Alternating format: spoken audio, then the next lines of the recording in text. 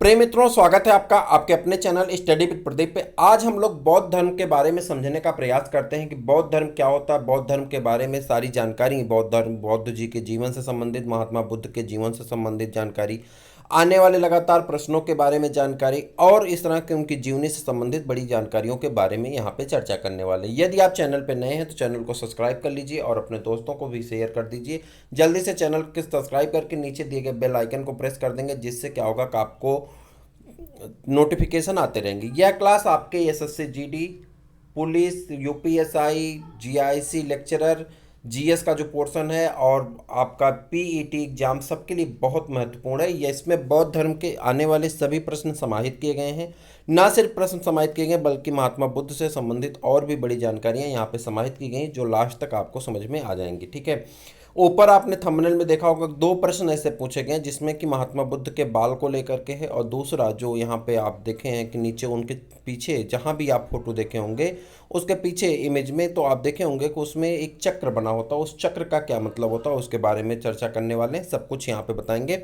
साथ में आपको एक बात और बता दें यहाँ पे कि यह क्लास पीईटी एग्जाम के लिए महत्वपूर्ण है। पीईटी की लगातार सारी क्लासेस आगे बढ़ाई जा रही हैं। यदि आप नहीं देख रहे हैं तो सारी क्लास देखिए। आपके 90 प्लस के स्कोर के लिए हम लोग आगे बढ़ रहे हैं और उम्मीद करता हूँ सबके 90 प्लस स्कोर आएंगे। ठीक है। अब चलिए यहाँ पे स्टार्ट करते हैं प्रश्न को। सबसे पहले वन लाइनर है तो यहाँ पे सारे प्रश्न आपको एक ही लाइन में दिए गए हैं। प्रश्न आंसर सब कुछ एक ही में दिए गए। ठीक है। बौद्धों बौद्ध धर्म से संबंधित प्रश्न करना है। बौद्ध के संस्थापक यानी बौद्ध धर्म के संस्थापक, ठीक है, बौद्ध धर्म के संस्थापक महात्मा बुद्ध थे। क्या नाम था? महात्मा बुद्ध। इनका बचपन का नाम सिद्धार्थ था। क्या नाम था बचपन का? बचपन का नाम सिद्धार्थ था। ये राजा सुद्धोधन के पुत्र थे। क्या थे? राजा सुद्धोधन के पुत्र थे। राजा सुद्धोधन कौन थे? जब आपने एक कहानी पढ़ी थी बचपन में, माँ कह एक कहानी, राजा था या रानी, तू है हठी मानधन मेरे, सुन उपवन में बड़े सवेरे, तात भ्रमण करते थे तेरे, जहाँ सुरभ मनमानी। हाँ माँ यही कहानी, माँ कह एक कहानी।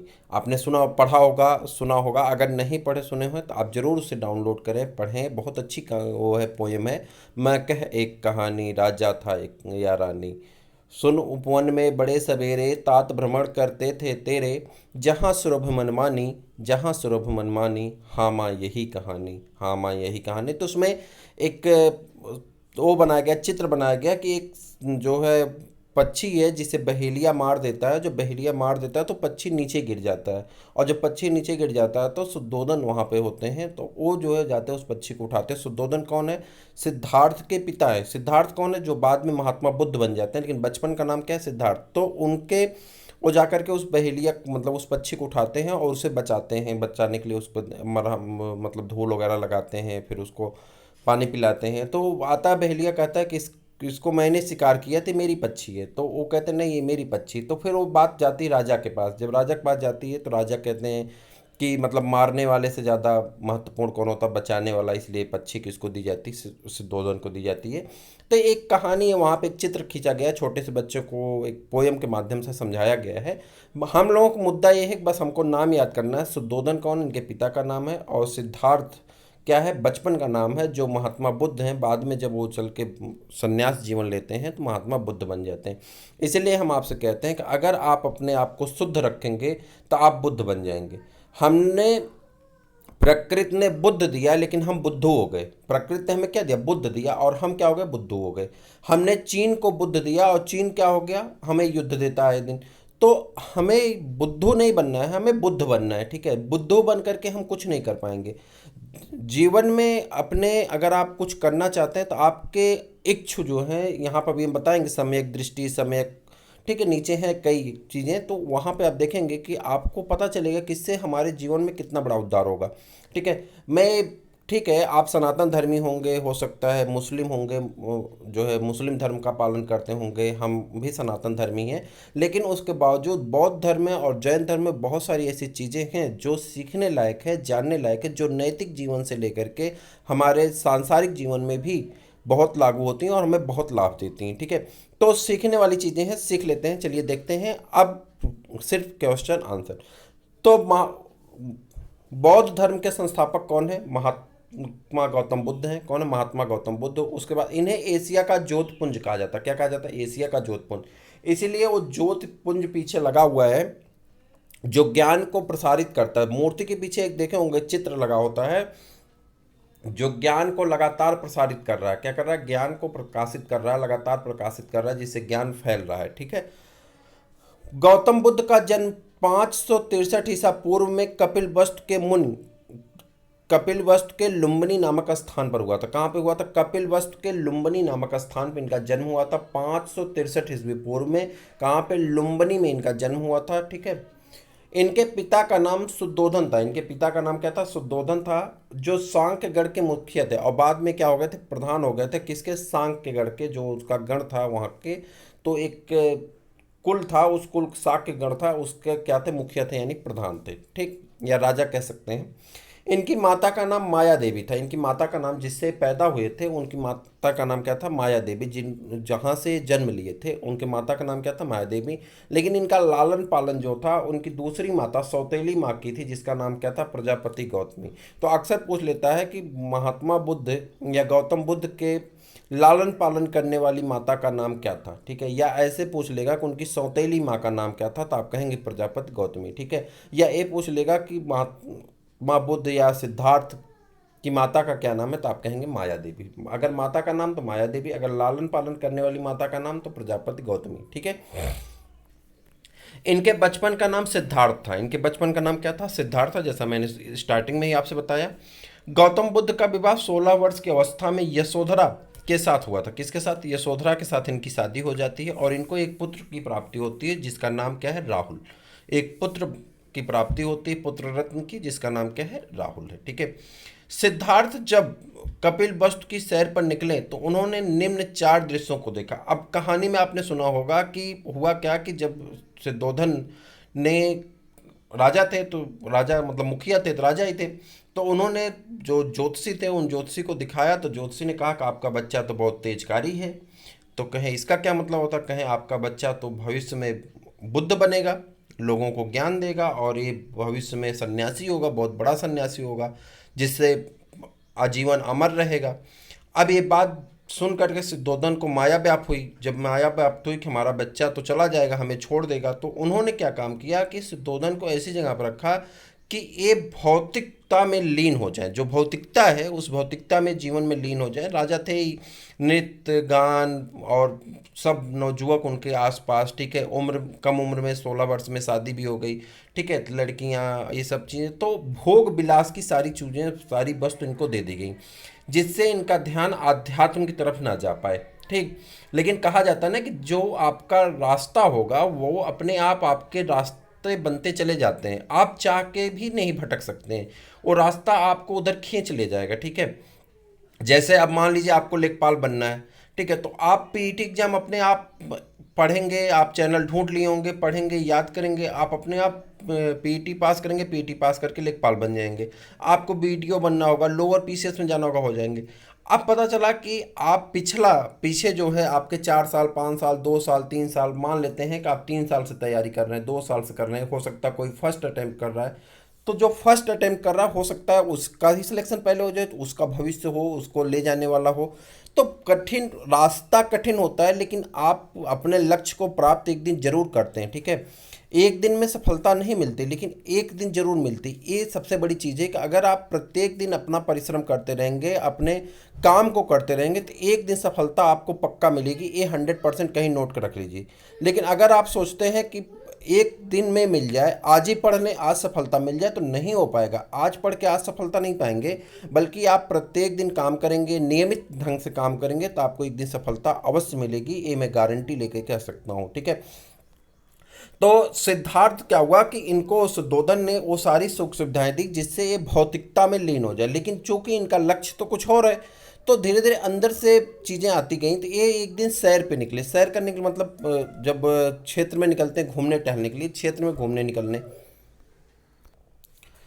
तो इन्होंने 4 दृश्य देखा। जो 4 दृश्य थे, एक बूढ़ा व्यक्ति देखे, एक बीमार व्यक्ति को देखा, और एक शव देखा, और एक सन्यासी को देखा। 4 दृश्य देखे। क्रमशः ये दृश्य उनको समझ में आए। जब वो नगर में निकले तो एक बूढ़ा व्यक्ति जा रहा था।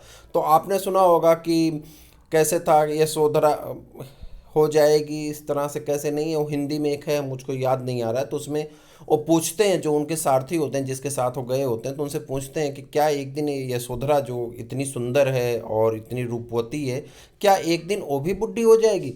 तो वो कहता है हाँ महाराज, एक दिन सबको बुढ़ी होना है, हम भी बुढ़े हो जाएंगे, आप भी बुढ़े हो जाएंगे, यशोधरा भी हो जाएगी। कहता है अच्छा।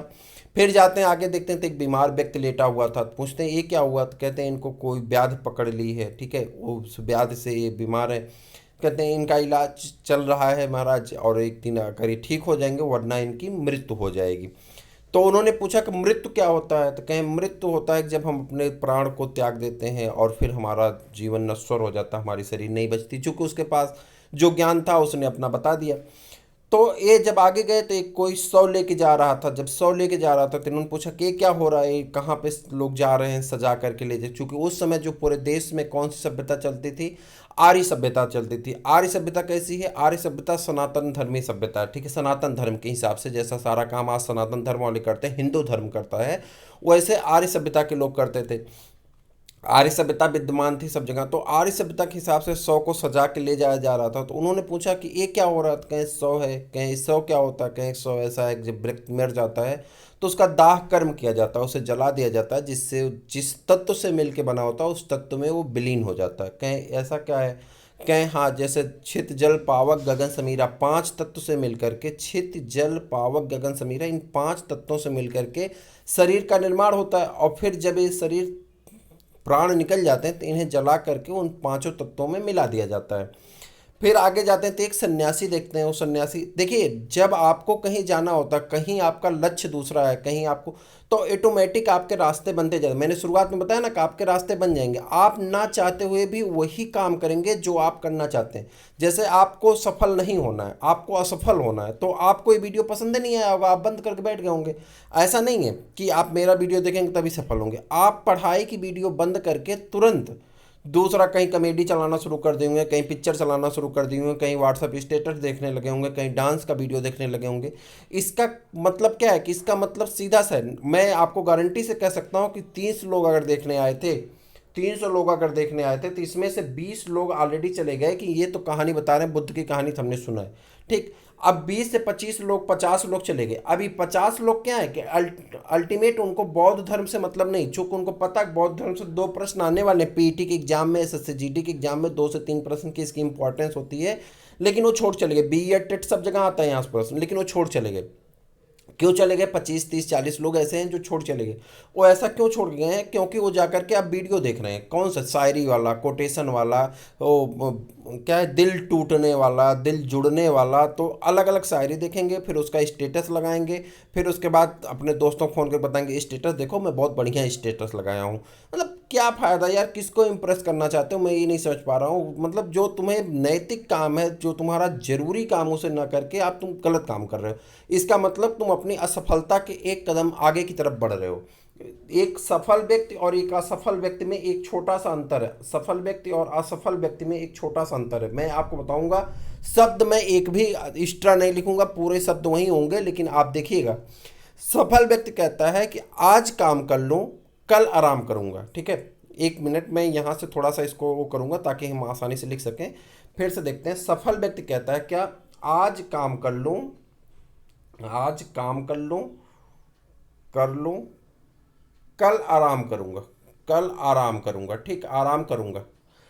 असफल व्यक्ति क्या कहता है? ये सफल व्यक्ति कहता है। कौन कहता है? सफल व्यक्ति। और असफल व्यक्ति क्या कहता है? असफल व्यक्ति कहता है आज आराम कर लूं, आज आराम कर लूं, कल काम करूंगा, ठीक। एक भी शब्द हमने एक्स्ट्रा नहीं लिखा, बस शब्दों का हेर फेर है। जो व्यक्ति ये सोचता है कि हम कल ये काम कर लेंगे, वो कभी नहीं कर पाएगा। जो व्यक्ति सोचता है कि आज हम ये काम कर लें, तो वो आज के दिन में अपना काम कर लेगा। तो आप आज से तैयारी शुरू करिए। अगर आप पीईटी की तैयारी नहीं कर रहे तो आज से शुरू करिए, अभी से शुरू करिए, और आप अपने जीवन में सफल होंगे। ये मैं आपसे वादा कर रहा हूँ, दावा दे रहा हूँ कि एक ना एक दिन आपको सफलता मिलेगी। आपकी जो ड्रीम्स है वो एक दिन जरूर पूरी होगी। और उसके बाद जो आप गलत दिशा में अट्रैक्ट हो रहे हैं, गलत दिशा की तरफ जा रहे हैं, उसके बाद उस सब भौतिकता को, सुख को, शोहरत को पाने का आपके पास सारी जरिया होगी जहाँ से आप पा सकते हैं। परंतु अभी अपने सफलता की तरफ अपनी नज़र को एक जगह पे स्थिर करके आप देखेंगे तो आप अपने जीवन के लक्ष्य को बड़े जल्दी प्राप्त कर सकते हैं। तो हुआ क्या कि ये सारी चीज़ें इनके मन में ऊहापोह की स्थिति बनी रही। अब जब ऊहापोह की स्थिति बनी रही कि एक दिन यशोधरा बूढ़ी हो जाएगी, जैसे क्या हुआ कि आप किसी से बहुत प्यार करते हो, सपोज करते हैं कि आप किसी लड़की से बहुत प्यार करते हैं। अब उस लड़की से प्यार करते हैं लेकिन पता चला कि उस लड़की का कोई और बॉयफ्रेंड है। अब ऐसी स्थिति में क्या होगा कि आपका दिल टूट जाएगा, भले आप उसके पास होंगे लेकिन आपके अंदर से वो रोमांस नहीं जगेगा, आपके अंदर से वो प्यार नहीं जगेगा। कारण क्या है? क्योंकि आपके मन में एक नेगेटिव थाट ऑलरेडी बैठ गया है। क्लियर हुआ? अब वही चीज़ यहाँ पे, जब उनके दिमाग में तो एक नेगेटिव थाट बैठ गया कि यशोधरा एक दिन बुढ़ी हो जाएगी, उन्होंने एक जर्जर वृद्ध व्यक्ति को देखा था। फिर सोचे कि जब जर्जर हो जाएगी, बीमार हो जाएगी, तो मैं इसके कैसे प्यार कर पाऊंगा, मैं इसके पास कैसे जा पाऊंगा। और फिर उनके मन में और विषाक्त पैदा होने, जैसे कैसे कोविड 19 टाइम से, जब कोविड 19 फैला था 2021 में, अभी भी अपने प्रचंड पे ही है, बहुत कम नहीं है। तो स्थिति क्या हुई कि न्यूज़ चैनल वाले ऐसे डरवाते थे कि लगता था कि आज की रात अंतिम रात है, यही रात अंतिम, यही रात भारी। ठीक है? तो लगता था कि बस आज तक जो भी क्रियाक्रम किए हैं अब कर लिए, अब भैया आज मर जाएंगे, अब कोई बात नहीं है, अब लोग जो भी सराहना करेंगे करेंगे, जो भी हमने काम किया हमने तो अपने जीवन ऐसे व्यतीत कर दिया, कोई ऐसा काम नहीं किया जिससे इतिहास हमें याद रख सके। तो लगता था कि आज मर जाएंगे। तो जब उन्होंने ये सोचा कि ये मर जाएगी, मैं भी मर जाऊंगा, मैं भी बुढ़ा हो जाऊंगा, तो उनके मन में बहुत सारे विषाक्त उत्पन्न हुए, मतलब उनका अध्यात्म अब जागना शुरू हुआ। भौतिकता से उनका क्या हुआ कि एकदम मन भर गया था, और उसके बाद वो अध्यात्म की तरफ बढ़े। अध्यात्म इतना आसान नहीं है कि आपके मन में आ गया कि आज से मैं तैयारी करूंगा तो आज ही नौकरी पा जाऊंगा। नहीं भैया, आज से तैयारी करेंगे तो परिश्रम तो करना पड़ेगा, कुछ दिन आपको बुद्ध बनने के लिए बुद्धू रहना पड़ेगा। बुद्धू रहेंगे तभी तो आप जाके कहीं से बुद्ध लेंगे, नहीं तो आप बुद्धू बन के पड़े रहेंगे। तो बुद्धू बन के पड़े रहने से बढ़िया है भैया बुद्ध लीजिए, परिश्रम कर लीजिए, बुद्ध बनिए। ठीक है? बुद्ध बनने के लिए क्या करना है?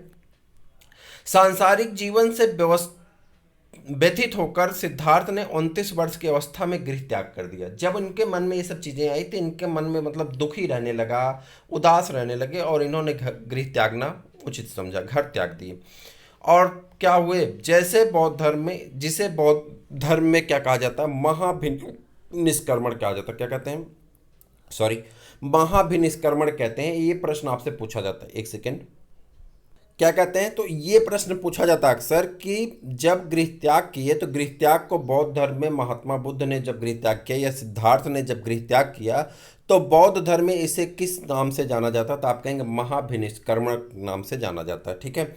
गृह त्याग करने के बाद सिद्धार्थ बुद्ध ने वैशाली में आलार कलाम से सांख्य दर्शन, किसके दर्शन लिए? सांख्य दर्शन। सांख्य दर्शन सबसे प्राचीन दर्शन है। मैंने आपको बताया था जब हम लोग धर्म पढ़ रहे थे, कौन सा धर्म पढ़ रहे थे? ऋग्वेद पढ़ रहे थे। ऋग्वेद में हमने आपसे बताया था सांख्य दर्शन सबसे प्राचीन दर्शन है, और उत्तर वैदिक काल में भी इसकी चर्चा आपसे मैंने किया था उत्तर वैदिक काल वाले वीडियो में। तो उसमें मैंने आपसे बताया था कि सबसे प्राचीन है, और इसमें 25 तत्व बताए गए, जिसमें से प्रकृति जानते हैं आप? प्रकृति, जो हमारी प्रकृति है, सूर्य, चंद्रमा, पृथ्वी, अग्नि, ये सब चीज़ें जो हैं, जल, वायु, ये सब क्या है? प्राकृतिक तत्व हैं। तो जो प्रकृति है वो पहला धर्म है या पहला तत्व है।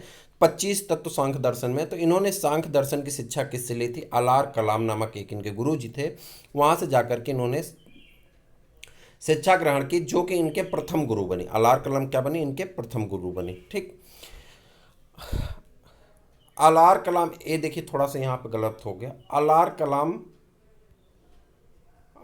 कलाम से शिक्षा ग्रहण करने के बाद सिद्धार्थ राजगीर के रुद्रक रामपुत्र नामक गुरु के पास गए और वहाँ से शिक्षा ग्रहण की। यानी प्रथम गुरु इनके अलार कलाम हो गए। दूसरे कौन है? तो अलार कलाम के बाद इन्होंने दूसरे गुरु के पास गए और वहाँ से जाकर शिक्षा ग्रहण की, जिसका नाम क्या है? रुद्रक रामपुत्र। क्या नाम था? रुद्रक रामपुत्र से इन्होंने शिक्षा ग्रहण की। उर्वेला में सिद्धार्थ को कौंडिन्य, वोप्पा, भादिया, महानामा एवं अस्सागी नामक 5 साधक मिले। बिना अन्न जल ग्रहण किए 6 वर्ष की कठिन तपस्या के बाद 35 वर्ष की आयु में वैशाख की पूर्णिमा की रात, देखिए वैशाख पूर्णिमा बहुत यहाँ पे प्रसिद्ध धर्म है, प्रसिद्ध तिथि है, धर्म नहीं, बौद्ध धर्म की बहुत प्रसिद्ध तिथि कौन है? वैशाख पूर्णिमा। तो वैशाख पूर्णिमा की रात निरंजना नदी, कौन सी नदी है? निरंजना नदी। किरात निरंजना नदी, जिसे फल्गु नदी भी कहा जाता है, निरंजना नदी जिसे फल्गु नदी भी कहा जाता है, के किनारे पीपल वृक्ष, मूर्ति में आपने देखा होगा थंबनेल पे, पीपल वृक्ष के नीचे बैठे, पीपल वृक्ष के नीचे सिद्धार्थ को ज्ञान की प्राप्ति हुई। अब यहाँ से कितने प्रश्न है ये देखिए। पहले तो पूछा जाता किस नदी के तट पे, तो निरंजना नदी के, कभी कभी निरंजना नहीं देता, फल्गु नदी दे देता, तो फल्गु नदी के तट पे। किस वृक्ष के नीचे, पीपल वृक्ष के नीचे। ठीक है, ये दो चीज़ें आप एकदम याद रखेंगे, कंठस्थ रखेंगे कि महात्मा बुद्ध को, ये किस उम्र में हुआ ये सब नहीं पूछा जाता, महात्मा बुद्ध को निरंजना नदी के तट पे पीपल वृक्ष के नीचे ज्ञान की प्राप्ति होती है। ज्ञान प्राप्त के बाद सिद्धार्थ बुद्ध के नाम से जाने जाते हैं। जब ज्ञान हो जाता था, ये बुद्धू से क्या हो गए, अब बुद्ध हो गए। ठीक है, सिद्धार्थ उसके पहले थे, लेकिन अब इनके पास ज्ञान आ गया और क्या हो गए, बुद्ध हो गए। अब आप बुद्ध बन जाइए, आप भी बुद्ध बनिए, ज्ञान अर्जित करिए, अपने जीवन में सफल होइए तो बुद्ध बन जाएंगे। नहीं तो अभी हम लोग किस कैटेगरी में आते हैं, बुद्धों की कैटेगरी में आते हैं। तो बुद्धों से बदलिए और बुद्ध बनिए। ठीक, वह स्थान बोध गया कहलाता है। ठीक, बुद्ध ने अपना प्रथम उपदेश सारनाथ में दिया, ऋषपत्तनम में। सबसे ज्यादा पूछा जाने वाले प्रश्न अभी तक के एग्जाम में ये है सबसे ज्यादा, कि बुद्ध ने अपना प्रथम उपदेश कहाँ दिया था, तो सारनाथ में दिया था, जिसको क्या कहा जाता है, ऋषपत्तनम में दिया था सारनाथ के, जिसे बौद्ध धर्म में क्या कहा जाता है, बौद्ध धर्म ग्रंथों में धर्म चक्र प्रवर्तन कहा जाता है। क्या कहा जाता है, धर्म चक्र प्रवर्तन कहा जाता है। बुद्ध ने अपने उपदेश जन साधारण की भाषा पाली में दिए थे। बुद्ध ने अपने उपदेश किस में दिए थे, पाली भाषा में दिए थे। किस में दिए थे, पाली भाषा में। सबसे ज्यादा पूछने वाला प्रश्न ये भी है, इंपॉर्टेंट की श्रेणी में आता है। चलिए, बुद्ध ने अपने उपदेश कौशल, वैशाली, कौशाम्बी और अन्य राज्यों में भी दिए, लेकिन सर्वाधिक उपदेश उन्होंने कौशल की राजधानी श्रावस्ती में दिए। सबसे ज्यादा उपदेश कहाँ दिए, श्रावस्ती में, जो कौशल देश की राजधानी, कौशल देश की राजधानी श्रावस्ती में सबसे ज्यादा उपदेश दिए। और पहला उपदेश दिए थे सारनाथ ऋषपत्तनम में, जिसे धर्मचक्र प्रवर्तन कहा जाता है। सबसे ज्यादा उपदेश दिए कौशल में, जो कौशल की राजधानी श्रावस्ती में। ठीक है, इनके प्रमुख अनुयायी शासक जो थे, जो शासक इनके अनुयायी थे, बिंबिसार था, प्रसेनचित थे, और कौन थे, उदयन थे। ठीक, बुद्ध की मृत्यु 80 वर्ष की अवस्था में 483 ईसा पूर्व में कुशीनारा देवरिया उत्तर प्रदेश के चंद द्वारा अर्पित भोजन करने के बाद हो गई, जिसे बौद्ध धर्म में महापरिनिर्वाण कहा जाता है। एक एक शब्द है सबके लिए, महापरिनिर्वाण कहा जाता है। क्या कहते हैं, महापरिनिर्वाण कहा जाता है। बुद्ध के जन्म और मृत्यु की तिथि को चीनी परंपरा के कैंटोन अभिलेख के आधार पर निश्चित किया जाता है। बौद्ध धर्म के बारे में हमें विशद ज्ञान कहाँ से मिलता है, त्रिपिटक से मिलता है। त्रिपिटक कितने, विनय पिटक, सूत्र पिटक व अभिधम्म पिटक से प्राप्त होता है। तीनों पिटक की भाषा कौन सी है, पाली भाषा है। तीनों पिटक की भाषा कौन सी है, पाली भाषा है। बौद्ध धर्म मूलतः अनिश्वरवादी है, मतलब यहाँ पे ईश्वर की कोई कल्पना नहीं की गई, अनिश्वरवादी धर्म है। इसमें आत्मा की परिकल्पना भी नहीं है, इसमें आत्मा की भी परिकल्पना नहीं है। बौद्ध धर्म में पुनर्जन्म की मान्यता है, लेकिन पुनर्जन्म की मान्यता है जो कि सनातन धर्म से ली गई है। ठीक है, तो पुनर्जन्म की मान्यता है। त्रिसड़ा को छीड़ हो जाने की अवस्था को ही बुद्ध ने निर्वाण कहा। क्या कहा है, निर्वाण कहा। इसको अंडरलाइन कर लेना, निर्वाण कहा है। जब त्रिसड़ा मतलब आपकी प्यास बुझ जाए तो उसे क्या कहते हैं, त्रिसड़ा कहते हैं। हमारी आपकी प्यास क्या है, कभी लेखपाल बन जाए, बीडीओ बन जाए, ठीक है, लोअर पीसीएस निकल जाए, पीसीएस निकल जाए, आरओ समीक्षा अधिकारी बन जाए, जीआईसी लेक्चरर बन जाए। बहुत सारी प्यास अपनी अलग अलग सबकी होती, ख्वाहिश होती है। किसी की ये भी प्यास होगी कि ए मिल जाती तो इससे शादी कर लेते, किसी की भी प्यास होगी कि ए मिल जाता तो इससे शादी कर लेता। तो ये सबकी अपनी अपनी अलग प्यास है। जो जिस प्यास से तड़प रहा होगा, तो कह रहा है कि अगर आपको ज्ञान हो जाएगा, जिस दिन आप बुद्धों से बुद्ध बन जाएंगे, बुद्धों से बुद्ध बनने की परंपरा में आपको बहुत कठिनताएं आएंगी, बहुत समस्याएं आएंगी। तो बुद्धों से बुद्ध जब आप बनेंगे तो आपको ज्ञान हो जाएगा। तो जब ज्ञान हो जाएगा ना, तो आप भौतिकता से दूर होकर के अध्यात्म के बारे में सोचना शुरू कर देंगे, जिसे निर्वाण शब्द कहा गया। ठीक है, निर्वाण शब्द कहा गया। ठीक, विश्व दुखों से भरा है यह सिद्धांत बुद्ध ने उपनिषद से लिया। विश्व दुखों से भरा है यह सिद्धांत, दुख से भरा है यह सिद्धांत कहां से लिया गया है, उपनिषद से लिया गया। बुद्ध के अनुयायी दो भागों में विभक्त हो गए। पहले भिक्षुक, बौद्ध धर्म के प्रचार के लिए जिन्होंने संन्यास ग्रहण किया उन्हें भिक्षुक कहते हैं, और उपासक, गृहस्थ जीवन व्यतीत करते हुए बौद्ध धर्म अपनाने वालों को उपासक कहा जाता है।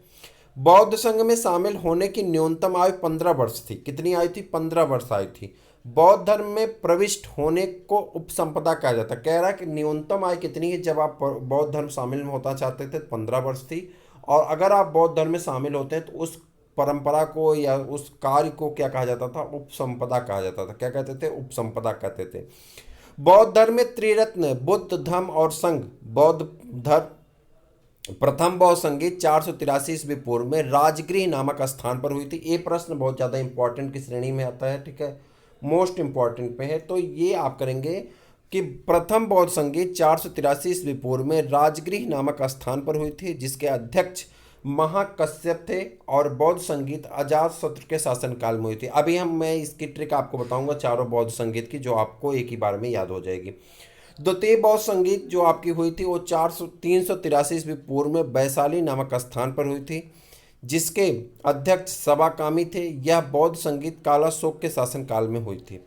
तृतीय बौद्ध संगीत आपकी ये भी, जितनी भी बौद्ध संगीत हैं सभी बहुत महत्वपूर्ण हैं। इनके बारे में मैं अभी आपको बताऊंगा, एक नीचे पीडीएफ लगा हुआ उसके बारे में आपको बताऊंगा। चतुर्थ बौद्ध संगीत की बात कर लें। चतुर्थ बौद्ध संगीत प्रथम शताब्दी में हुई थी, जिसमें जो कुंडलबन में हुई थी, जिसकी अध्यक्षता वसुमित्र और या अश्वघोष ने की थी। यह बौद्ध संगीत कनिष्क के काल में संपन्न हुई थी। इसी बौद्ध संगीत में बौद्ध धर्म दो भागों में हीनयान और महायान भाग में बट गया था। तो आपसे अक्सर पूछा जाता है किस बौद्ध संगीत के बाद हीनयान और महायान बने थे? तो हीनयान और महायान दो संघों में विभाजित तो हुआ बौद्ध धर्म। कब हुआ था? प्रथम शताब्दी में। और चौथी बौद्ध संगीत हुई थी, ठीक है। हीनयान का आदर्श जो वाक्य था, आदर्श पद था, आहर्त था।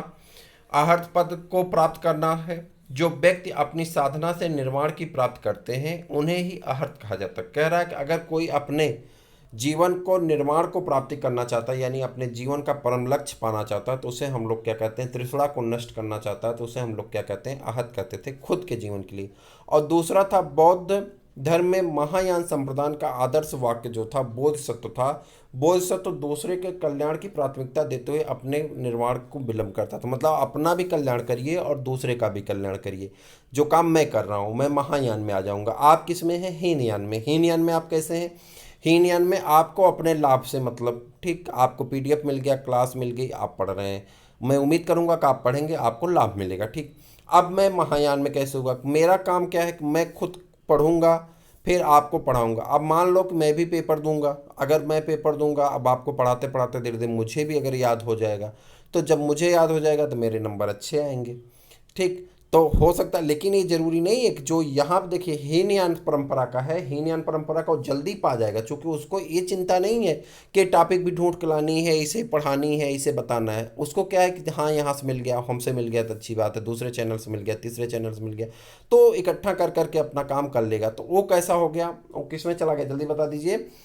वो हीनयान है। और जो दोनों को लेके चल रहा है, मतलब खुद का कल्याण भी चाह रहा है और जन सामर्थ्य का भी कल्याण चाह रहा है, वो किस में है? महायान में है, ठीक। ये उदाहरण मैंने इसलिए लिया जिसे आप याद कर सके। तो महायान क्या होगा? जो महान होगा, ठीक। महान कौन होगा?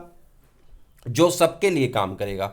और हीन कौन होगा? हीन दुखी कौन होगा? जो खुद के बारे में खाली सोचता होगा, तो हीनयान होगा, ठीक। बुरा मत मानिएगा, मैं उदाहरण के लिए सिर्फ लिया हूँ। धार्मिक जुलूस का प्रारंभ सबसे पहले बौद्ध धर्म के द्वारा किया गया था। धार्मिक जुलूस जो निकाले जाते थे प्रचार प्रसार के लिए, बौद्ध धर्म पहले किया था। बौद्धों का सबसे पवित्र त्योहार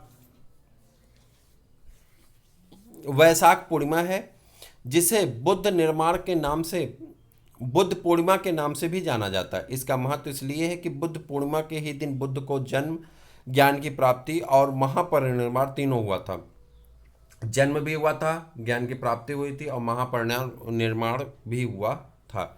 बुद्ध ने सांसारिक दुखों के संबंध में 4 आर्य सत्यों का उपदेश दिया। आर्य सत्य मतलब जो उस समय आर्य लोग थे, तो वो आर्य तो ये भी थे, तो आर्य के हिसाब से इन्होंने बताया कि 4 आर्य सत्य हैं। पहला दुख, दुख समुदाय, दुख निरोध और दुख निरोध गामिनी प्रतिपदा। तो अक्सर पूछ लिया जाता है इस सीक्वेंस में, याद करना कि दुख, दुख समुदाय, दुख निरोध, दुख गामिनी प्रतिपदा। इसको कभी कभी पूछ लेता है कि इसमें सबसे अंतिम वाला चौथा या तीसरा या दूसरा आर्य सत्य कौन है? तो आप बताएंगे कि पहला दुख, दुख समुदाय, दुख निरोध और दुख निरोध गामिनी प्रतिपदा, ठीक। सबसे सबसे छोटा पहला, उससे बड़ा दुख समुदाय, कौन है? दूसरा है। उससे थोड़ा सा छोटा दुख निरोध। और पहला और तीसरा दोनों छोटे छोटे हैं, पहला सबसे छोटा है, तीसरा दूसरे से छोटा है, चौथा सबसे बड़ा है। ठीक। इन सांसारिक दुखों से मुक्ति हेतु बुद्ध ने अष्टांगिक मार्ग की बात कही है। ये है सम्यक दृष्टि, यानी आपको समय से चेत जाना होगा कि आपकी दृष्टि जागने का मतलब क्या है कि आप, जैसे क्या होता है ना कि मम्मी बुलाती रहती हैं कि बेटा उठो, बेटा क्या किए, इस तरफ से करवट उस तरफ बदल लिए, फिर बेटा उठो, बेटा उस तरफ से करवट इस तरफ बदल लिए और तकिया घुमा लिए, कूलर बंद कर दी मम्मी आकर के, एसी बंद कर दी, चलो बेटा अब तो उठेगा, गर्म लगेगा। बेटे ने क्या काम किया, पंखा चला के सो रहा, उसी में फों फों 11 बज गया। 11 बजे जब पीछे से गालियाँ पड़नी शुरू होती है, सारे बच्चे जाग गए, ये वो, तब बच्चा उठता है, ब्रश व्रश करता है, फिर खा पी के 2 बजे सो जाता है। लॉकडाउन की स्थिति से आदत बिगड़ गई सबकी। तो सम्यक दृष्टि मतलब आपको जागना है, आपकी नज़र खुली रहनी चाहिए। अगर आपकी नज़र खुली नहीं है, बंद है, तो फिर आप हर जगह ठगे जाएंगे, हर जगह लोग आपको धोखा देंगे, हर जगह आपको समस्या होगी। अपनी नज़र को खुले रखिए। नज़र को खुले रखेंगे तो बहुत सारी अच्छाई बुराई दोनों देखेंगे। मैं ये नहीं कहता कि बुरा मत देखो, बुरा मत सुनो, बुरा मत करो, नहीं, बुरा देखोगे नहीं, जानोगे कैसे कि बुरा है। हाँ, जानबूझ के मत देखो भाई, बुरा करो मत। मेरा सीधा सा फंडा है, बुरा देखो, बुरा सुनो, बुरा कहो, लेकिन बुरा करो मत। ठीक। बुरा करना बुरा है, ठीक है। अब कोई कर रहा है, कोई किसी को मार रहा है, मान लेते हैं कोई वृद्ध व्यक्ति है या कोई जलपा व्यक्ति है या कोई किसी रोग से पीड़ित व्यक्ति है, उसे कोई सता रहा है, कोई मार रहा है, तो ये तो बुरा कर्म हुआ ना।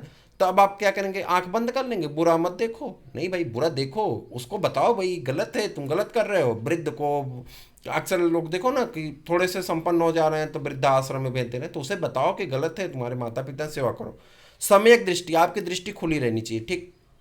सम्यक संकल्प, आपको संकल्प लेना होगा। जब तक आप संकल्प नहीं लेंगे, तब तक, जब तक आपका दृढ़ संकल्प नहीं होगा, तब तक ऊंचे काम आप कभी नहीं कर पाएंगे। ठीक है। आप दृढ़ संकल्प लीजिए कि मुझे ये काम करना है, एन केन प्रकार ने मुझे हासिल करना है, लेकिन गलत काम करके हासिल नहीं करना है। यानी कितना भी परिश्रम करना होगा, हम परिश्रम करेंगे, हम सफलता हासिल करेंगे। सम्यक संकल्प, आपके अंदर एक संकल्प होना चाहिए जो समय से लिया गया संकल्प हो।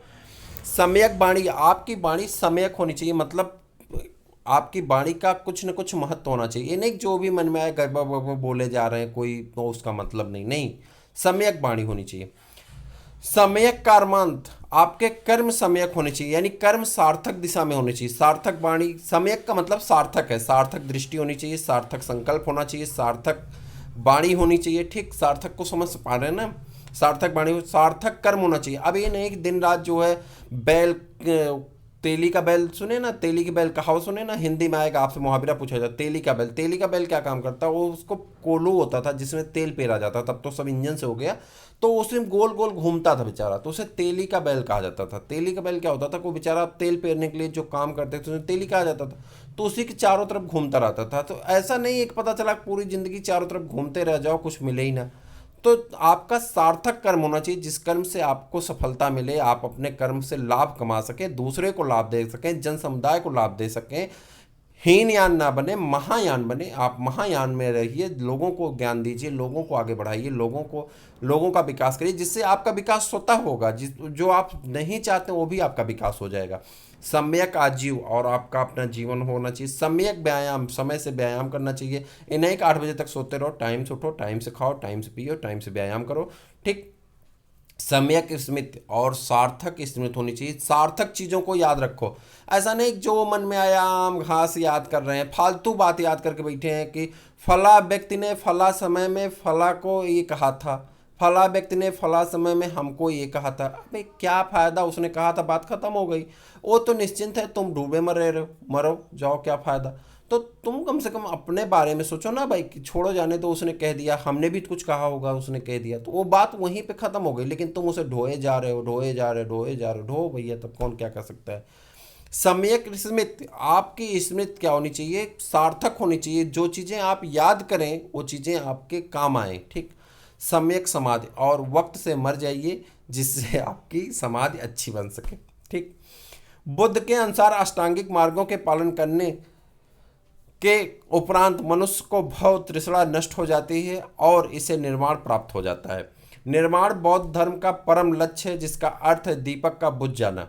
अर्थात जीवन मरण से मुक्त हो जाना। बुद्ध ने निर्माण प्राप्ति के लिए निम्न 10 सीलों पे बल दिया। अहिंसा मतलब आप अहिंसात्मक रहिए, सत्य बोलिए, असत्य मतलब चोरी मत करिए, अपरिग्रह किसी प्रकार की संपत्ति मत रखिए, मद सेवन मत करिए मतलब शराब मत पीजिए, असमय भोजन मत करिए, भोजन समय से करना चाहिए, सुखप्रद बिस्तर पर नहीं सोना चाहिए, नींद ज़्यादा आती है। और उसके बाद आगे है धन संचय नहीं करना चाहिए, स्त्रियों से दूर रहना चाहिए, ठीक, नृत्य गान आदि से दूर रहना चाहिए।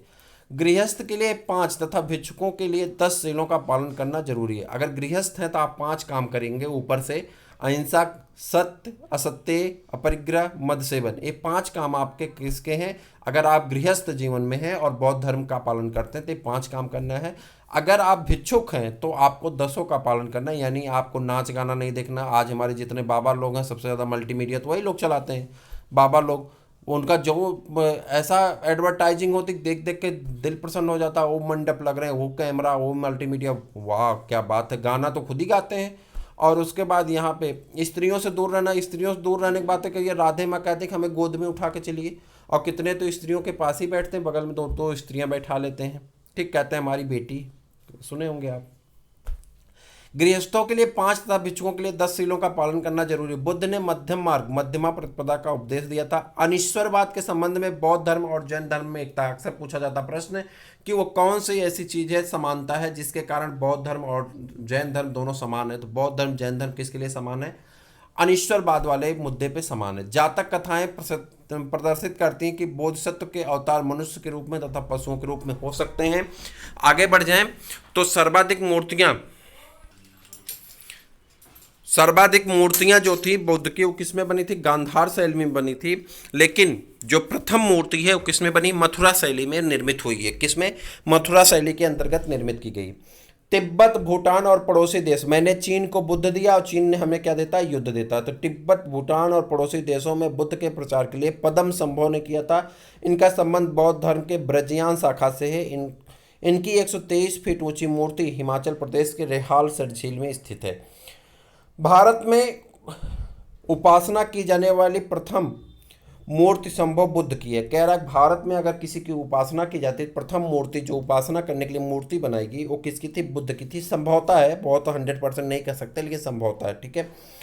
बुद्ध के जीवन से संबंधित बौद्ध धर्म के प्रतीक, जन्म के लिए जो प्रतीक है कमल और सांड है, निर्वाण के लिए जो प्रतीक है पद चिन्ह है, त्याग के लिए जो है गृह त्याग के लिए घोड़ा, समुद्र, मृत्यु के लिए स्तूप और ज्ञान के लिए जो है पीपल का वृक्ष है, ठीक है। सबसे ज़्यादा पूछा जाने वाला प्रश्न कौन है? पीपल का वृक्ष है, ठीक है। उसके बाद आपसे घोड़ा पूछा जाता, गृह त्याग के लिए घोड़ा, तो घोड़ा मतलब भाग जाना, और घोड़ा बहुत तेज चलता, भाग जाना, तो उससे ही आप गृह त्याग याद कर लेंगे। अच्छा, मैंने एक थंबनेल लगाया था तो उसके बारे में बताना भूल गया आपको कि उसमें जो बौद्ध भिक्षु होते थे वो बौद्ध भिक्षुओं को बाल नहीं रखना होता था, यानी केस नहीं होते थे, बाल उनके मुड़वा दिए जाते थे। तो जब बाल नहीं होते थे तो बुद्ध जी की मूर्ति के ऊपर छोटे छोटे वो जो दिखते हैं गोल गोल क्या होते हैं, मैंने आपको पोस्टर में लगा के रखा है। इसे मान लेते हैं बुद्ध की मूर्ति है तो इसके ऊपर ऐसे ऐसे गोल गोल दिखाई पड़ते हैं ना, टोपी टाइप क्या लगा होता है। एक क्या होते हैं, इन्हें माना जाता है कि घोघा थे। जब बुद्ध जी बैठ के तपस्या कर रहे थे तो घोघा, स्नेल जिसे कहते हैं, ये इनके सर पे चढ़ गए और सब सर पे जाकर के वो ऐसे चिपक गए, वैसे बैठ गए, तो इसलिए उसको लगाया जाता है। अब ये कहाँ तक सत्य है इसके बारे में कोई ऑथेंटिक जानकारी नहीं, लेकिन ऐसा माना जाता है कि जब बुद्ध जी बैठ करके 6 वर्ष बैठ के पूजा किए तो इनके ऊपर वो जा करके सब घोघा बैठ गए, और जो घोघा बैठ गए तो उसी वजह से घोघा लगाए जाते हैं। घोघा मतलब स्नेल, आप जानते हैं, मोलस्का का संघ का जंतु है, ठीक। बौद्ध सभाएं 483 ईस्वी पूर्व, प्रथम बौद्ध सभा कब हुई थी? 483 ईस्वी पूर्व में। कहाँ हुई थी? राजगृह में हुई थी, ठीक है। महाकश्यप इसके अध्यक्ष थे और शासनकाल किसका था? अजातशत्रु का। दूसरा जो है 383 ईस्वी पूर्व में हुई थी, वैशाली स्थान पे हुआ था, सभा कामी इसके अध्यक्ष थे, और कालाशोक इसके शासनकाल में हुआ था। किसके शासनकाल में? कालाशोक के। क्या कहते हैं इसे? क्या कहते हैं? अक्का अक यानी अजातशत्रु, कालाशोक, अशोक और कनिष्क, ये 4 के काल में हुआ था, ठीक है। 255 ईसा पूर्व में तीसरी बौद्ध संगीत हुई थी जिसमें पटलिपुत्र में हुई थी। मोगलीपुत्तिस्त इसके अध्यक्ष थे, और अशोक जो थे इसके, अशोक के शासनकाल में हुआ था। चौथी बौद्ध संगीत प्रथम ईस्वी की प्रथम शताब्दी में हुई थी। कुंडल वन में हुई थी। अध्यक्ष कौन थे? वसुमित्र थे या अश्वघोष थे? कनिष्क के काल में हुई थी। और कुछ महत्वपूर्ण स्थान जो यहाँ पे दिए गए हैं। टाबो मठ कहाँ पे? तबो गांव स्पीत घाटी में है, हिमाचल प्रदेश में। नामग्याल मठ कहाँ पे? धर्मशाला है, एक हिमाचल प्रदेश में है। हेमिस मठ कहाँ है? लद्दाख में, और ये जम्मू कश्मीर में है। थिक्से मठ कहाँ पे है? ये लद्दाख में है, और ये कहाँ पे? जम्मू कश्मीर में। तवांग मठ कहाँ पे? अरुणाचल प्रदेश में है। तो ये थे बौद्ध धर्म से संबंधित कुछ महत्वपूर्ण तथ्य जो आपकी परीक्षा की दृष्टि से बहुत महत्वपूर्ण है, खास करके पीईटी एग्जाम के सिलेबस में शामिल किया गया है। तो जल्दी से चैनल सब्सक्राइब कर लीजिए, अपने दोस्तों को शेयर कर दीजिए। फिर मिलते हैं किसी और वीडियो में, तब तक के लिए इजाज़त दीजिए। जय हिंद।